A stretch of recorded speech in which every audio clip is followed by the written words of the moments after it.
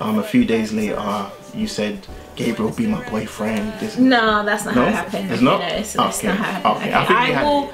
No, I you think no. I will. Because I think, yeah, that's. I think this is. I need to step in now. You need to step in now. Because he's been telling some things, and it's like it didn't quite go down like. I know that God served his purpose. That's why I'm waiting for the right time. Hi, I'm Mariyah. Hi, I'm Gabriel. And welcome to my channel. So as you can see, we have my husband Gabriel on today. It's been a long time since we've last had him on my channel. It's been a very long time. It's been a while. But seeing as I am changing my content and I am talking more about money, marriage and general adulting, he's going to be appearing a little bit more now. I'm going to be trying to grab hold of you a bit more to speak about some of the topics that we're going to be talking on. So I thought we'd kick off, okay, by just doing a how we met, you know? Awesome. How did we meet? What happened? What's your story? My story? Yeah. Okay. Because I've got my story. You've got your story, yeah? Yeah. Okay. So we met in university. I was already in the university before you, but you came like a year after. But the way I did my university just meant that we was both in the same year when you came in, but I had a whole full year of experience. Yeah. So do you want to like we will talk about like careers and uni and all that sort of stuff, but basically you did like a foundation year beforehand. Yes, I did a foundation year, also known like a year zero. So when I did my first year, you was moving into your first year, so we kind of met in university. We did the same course, chemical engineering. So does everybody know you're well, it used to be a chemical engineer? It's not my profession. Oh, it's just what I studied. It's what you studied, yeah. Yeah. I actually went into chemical engineering, unlike some. Yeah. But, well, that's for another time. Yeah, that's for another time. So how did we meet? Yes, so it was Freshers Week, so beginning of term.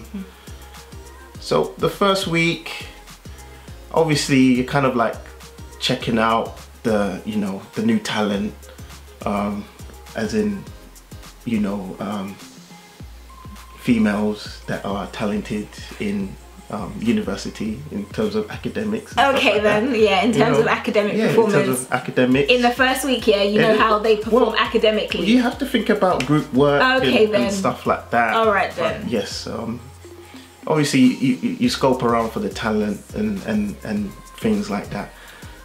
But funny enough, in our course we did chemical engineering. There's not that many girls that do, or females that do chemical engineering.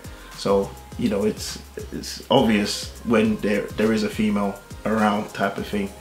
And Mariyah was a part of a triplet. You know, you had two other friends as well that was with you. We were very good friends now. Yeah. Actually. And it was weird because every time I would look around, I would see her friends, but I knew there was one other person, a part of the triplet, that I didn't see. So it's like, okay, I saw that friend and I saw that friend, but I know there's another friend there. It's just, you know, when you can see somebody in the corner of your eye, and it was crazy because there was something like, you need to make sure you go and see her. Just make sure you see her. A lot of it is a blank. The next time I remember from that was the first time, I think the first time you actually invited yourself to my place. That didn't happen. It didn't happen? No, that didn't happen like that. It didn't happen. But okay, continue with your story. Continue. Okay, so I remember the next time I saw you was either in a lecture, but I think I was inviting you to some rave or something. Back then I was like full on, well, foundation year, that was like year zero, so it's like study, rave. So I still had a bit of that rave in me moving on to the first year. It didn't stop me from doing well anyway. So I think I was talking to you about a rave. I think it was called... It was Stunners. It was Stunners or something like Ignition Remix. Come with your glasses and stuff. Yeah, like, back then we used to be like... the stunner shades, we used to call them Stunners, like the shades. It was that it wasn't that. Was that what? No, I don't remember. It was stunners. I don't remember where stunners came from, but yeah, it meant shades. Like you're supposed to go. I'm not gonna lie, I bought new glasses for that rave. Yeah, they were brand new, factory outlet. I think I've got a picture. I'll insert it here somewhere. No. Yeah, it's okay. It's alright. Don't worry. It's already done. That was embarrassing. So the next time we met, that was interesting because I was with one of my friends. His name is Del. Very tall guy. There's no need to mention names. Okay. Okay, it's okay. No, you can. It's okay. It's okay. Actually, you can. It's alright. I can. So Del, if you're watching, hi. Oh, hi Del. We're not gonna edit it. Still my boy. Me and Del, we was buddies. Okay. We lived together. Like we've been through things. Bishop Rider. He knows. So I was with my friend Del. Was queuing up in Burger King, and lo and behold, I had some Gabriel. I was like, who's calling me? He's calling me. Kind of things like. Then I looked, and it was Mariyah. I was like, oh, okay. Hi, how you doing? She's like, oh, how you doing? I can't remember the conversation, but I do remember though. I queued up. I got my food before you. You was coming from Skechers. You used to work at Skechers.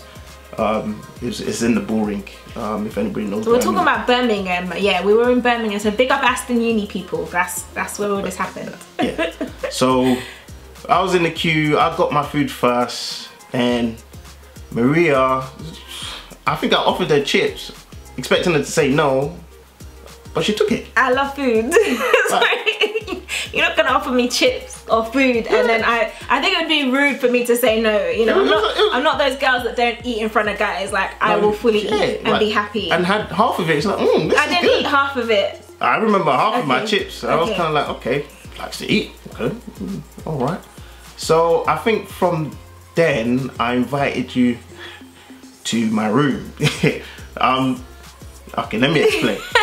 So I lived in it's no longer in Aston anymore. They destroyed, demolished all of those old buildings. Yeah, there's an old building called Bishop Rider. It was a low-rise type building. It was also known as Pecknam. The place was run down. Yeah, it was run down. It looked like, you know, those like really run down estate kind of buildings. Yeah, it was really run down council estate. Yeah, it was a rundown, but it was my haven. It was nice it was at the time. Cheap. Yeah. Well, I was paying what, £30 a week? Yeah, this was back. Yeah, this was like 10 years ago. Yeah. Like, was you really paying £30? About £30 a week. Okay, I had like one of the newest accommodation, and it was called Lakeside at the time. At the time, it was like brand new. It's like where all the rich people lived. All the international rich students, they all lived on Lakeside, and Lakeside at the time cost £97 a week. This was £97 a week, and that was expensive. Now that would be a dream for uni accommodation, but yeah, I remember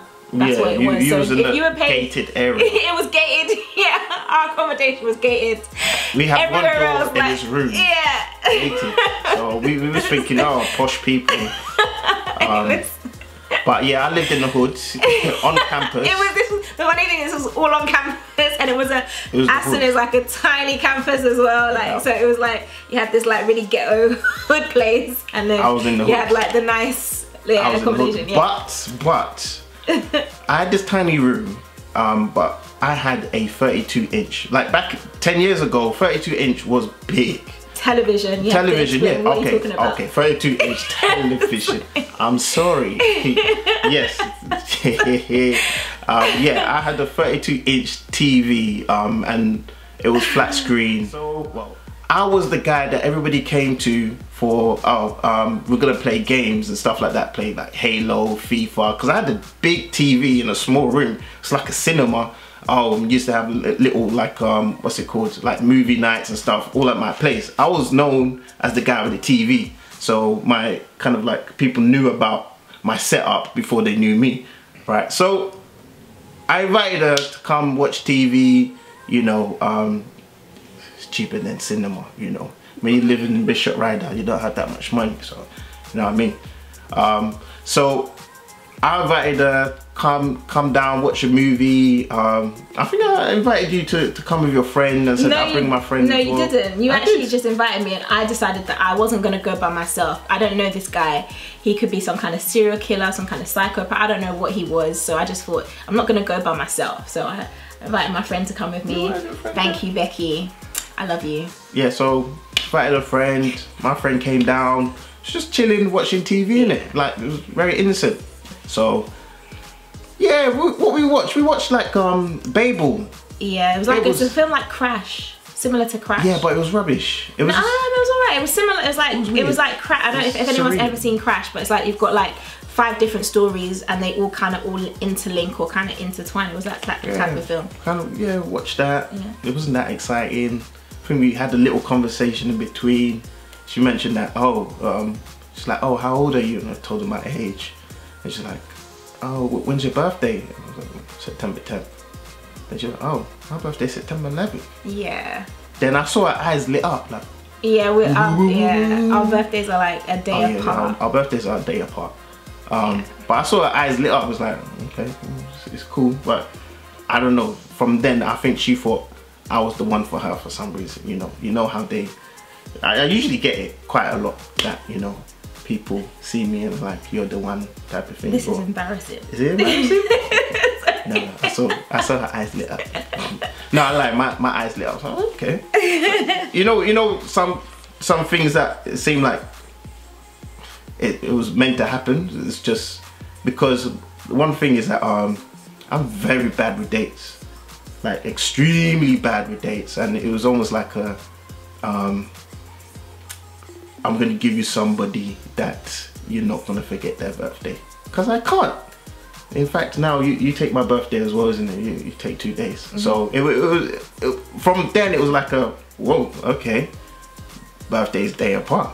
Mm-hmm. Then I think you left. Yeah, once you left, left with your friend, my friends left.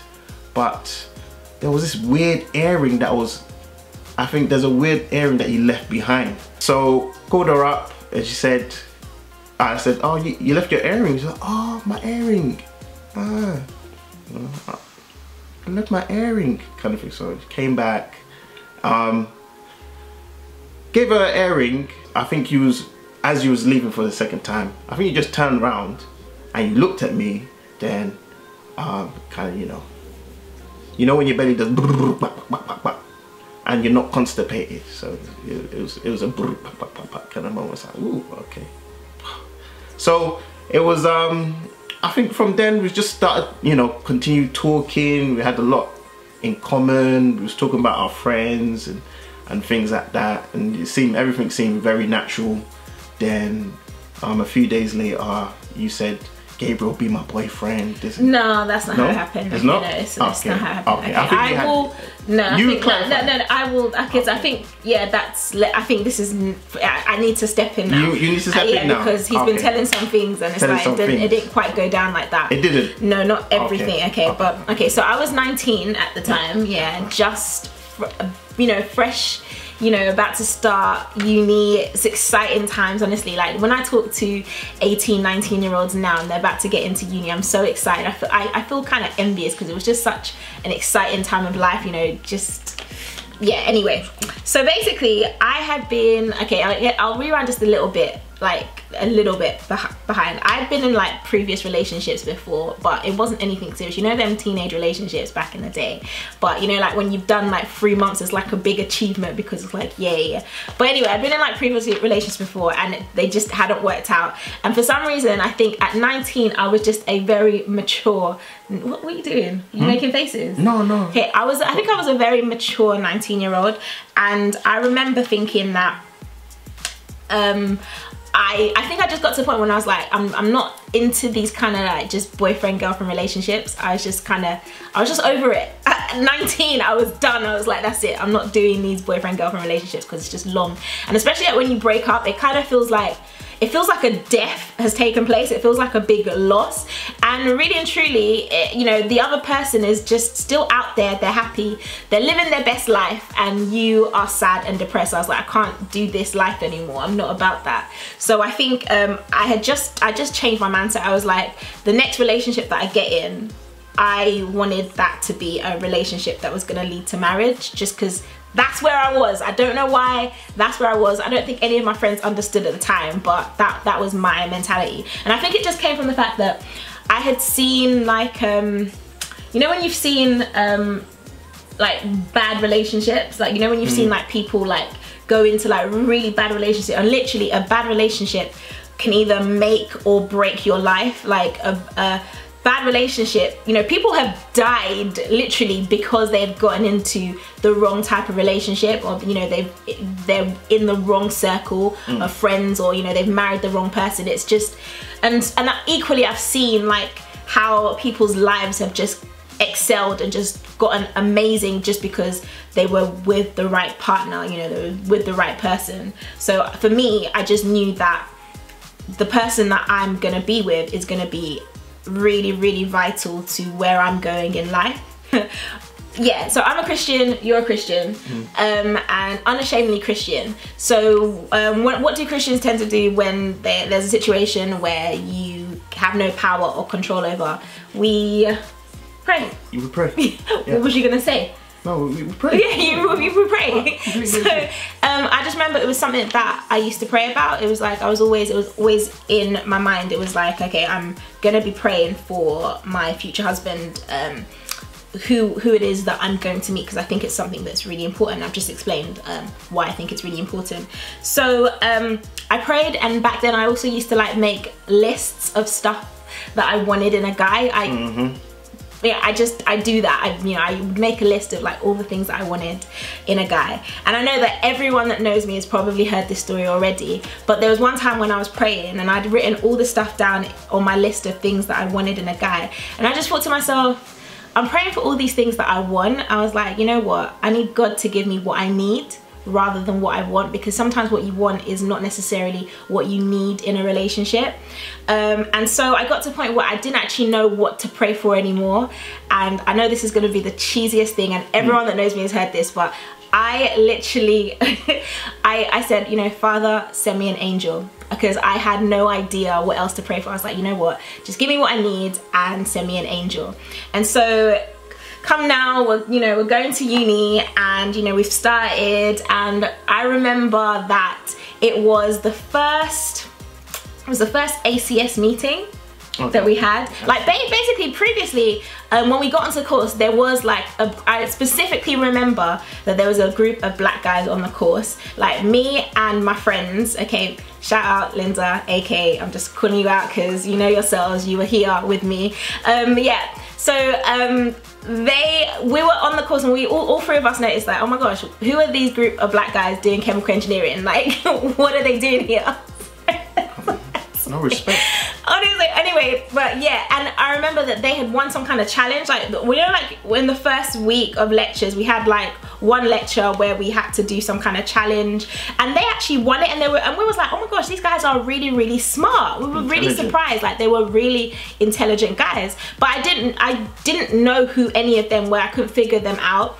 And then I just remember that it was our first ACS meeting, which is the African and Caribbean Society. There's always an ACS on every campus usually. So it was the first ACS meeting, and everyone was there because that was the place for people to go to, like, you know, just meet other. No, it's just to meet other, because sometimes well, yeah, other black people on campus, just because we are ethnic minorities. So there wasn't that many black people at the time. And so what happened was we had this ACS meeting, and everyone had to stand up and say, okay, so what is it that you do, what year you in, and you know, what you're studying, and your name. And so there must have been there was probably about over 50 or 60 people in the room at the time. So everyone had to stand up and say, hi, my name is Mariyah, I'm in first year studying chemical engineering. And so everyone did that. And then we got over to Gabriel, and he stood up and he was like, hi, my name is Gabriel. And as soon as he said my name is Gabriel, I had an obsession at the time with angels, and I loved the name Gabriel. I really loved the name, and I remember thinking, before I ever met him, I remember thinking, you know, I'd probably name my first son Gabriel. I really liked the name, I just did. And so when he said, oh hi, my name is Gabriel, I was like, oh my gosh, that's a really gorgeous name. And he said, I'm in first year, I'm studying chemical engineering, and I was like, oh my gosh, we're doing exactly the same course. And I'd not even noticed him. He was in that group of black guys that I didn't know who he was. And so, yeah, I noticed him.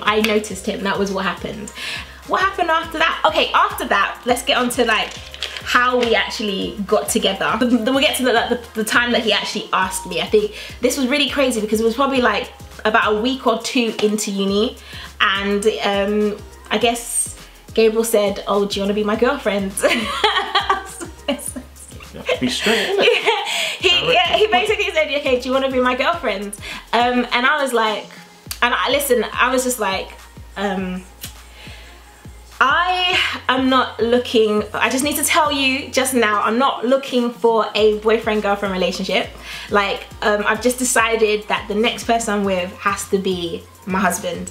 And I think that just totally, that you were scared. I think that you were shook. No, I wasn't scared. I think you were scared because you were just like, okay, I've just asked her to be my girlfriend, and she is trying, and she's even skipped this, and she's thinking wife already and stuff. I don't know, I felt like you were scared, but I just had to be straight up. I was like, listen, I'm tired of these nonsense relationships.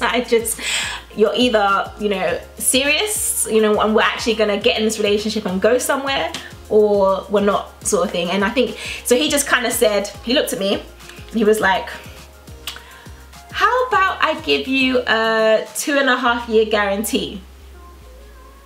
Yeah, well, who does that? Nobody does. Who actually says, I'm gonna give you a 2.5 year guarantee? So basically he was like, I'm gonna give you a contract of, I promise you 2.5 years of this relationship.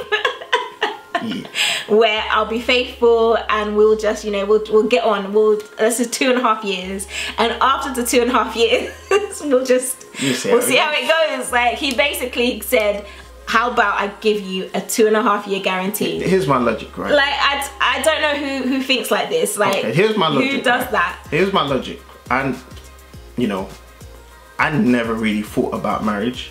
But what I did think about marriage was, marriage is difficult, and you need to make sure you marry the right person. I thought, let me give you a 2.5 year guarantee. Actually, I made this decision in probably 2 seconds. It's quite weird. A lot goes through my mind in instantaneously. So let me give you a 2.5 year guarantee. Commit to you for 2.5 years. We see how it goes from there. And you. I guess stupidly, or I don't know. I did. I accepted.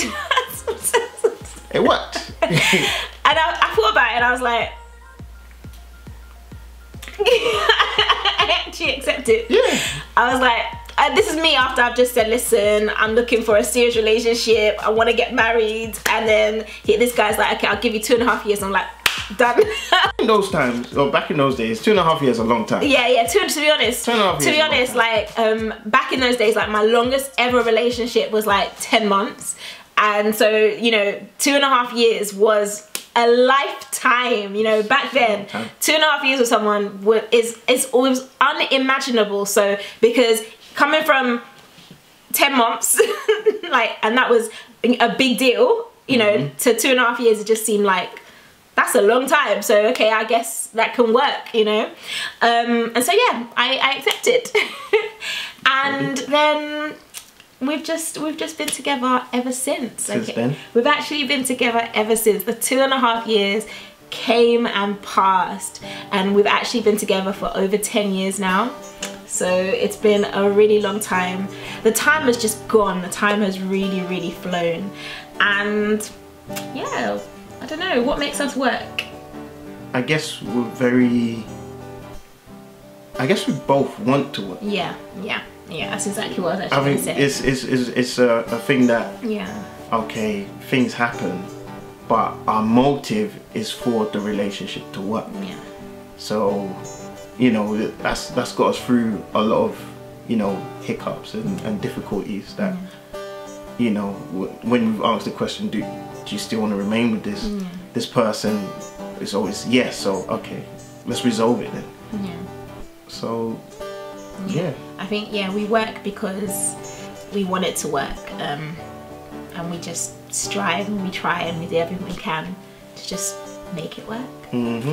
So yeah, I think that brings us to the end of our How We Met story, and I think it was just a nice intro to what we have in store, because we are, like I said at the beginning, we are going to be talking a lot more about money, marriage and general adulting. So I think it was, this was us. You'll be seeing a lot more of Gabriel, thankfully, hopefully when I get my hands on him, but you will be seeing a lot more of him. And yeah, so continue to stay tuned. Make sure you like and comment below, you know, how did you meet your significant other? How did you know that they were the one? And we will catch you next week in another video. Take care. Bye. So I'm waiting for the right time, cause when it's the right time, said it'll be perfect, it'll be worth it. I know that God served His purpose. That's why I'm waiting for the right time, cause when it's the right time, said it'll be perfect, it'll be worth it. I know that God served His purpose. That's why I'm waiting for the right time.